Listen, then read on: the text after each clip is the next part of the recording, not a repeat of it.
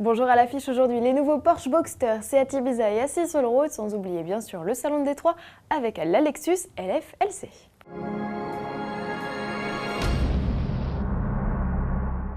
2012 débute en fanfare chez Porsche avec l'arrivée d'un nouveau Boxster. La troisième génération du cabriolet sportif s'offre de nouvelles lignes dans l'esprit de la Carrera GT. Les flancs arrière nettement plus creusés aboutissent sur une large prise d'air, idéale pour refroidir le 6 cylindres à plat.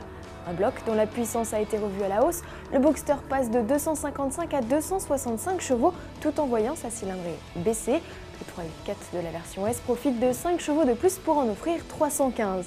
Plus puissant mais aussi plus léger grâce à l'adoption d'une caisse en alliage, le poids du cabriolet a été réduit à 1310 kg.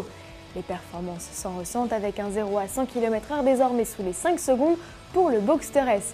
Côté consommation, Porsche annonce aussi des progrès avec 8 litres revendiqués en cycle mixte.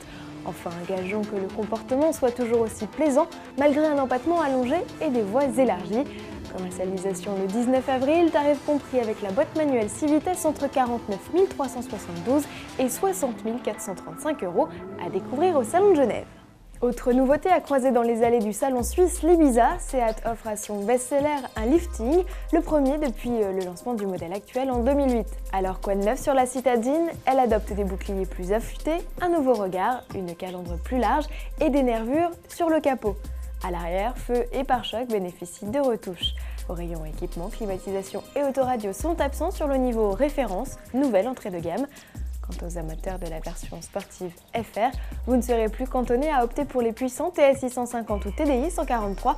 La finition arrive aussi sur les 105 chevaux, essence et diesel.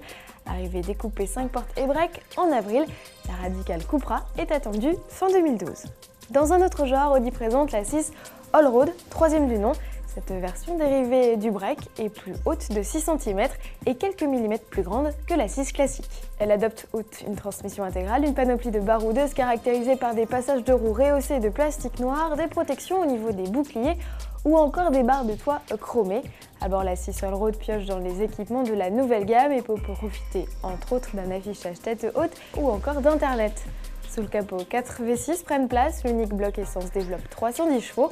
En diesel, les moteurs 245 et 313 chevaux côtoient le TDI 204, version dont le ticket d'entrée démarre à 56 440 €.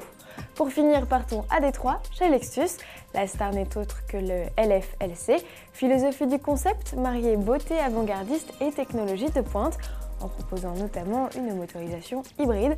À travers ce coupé doté de 2 places à l'avant et 2 d'appoint à l'arrière, le constructeur offre également une indication sur le futur style de ces modèles pour les 2 années à venir. À demain!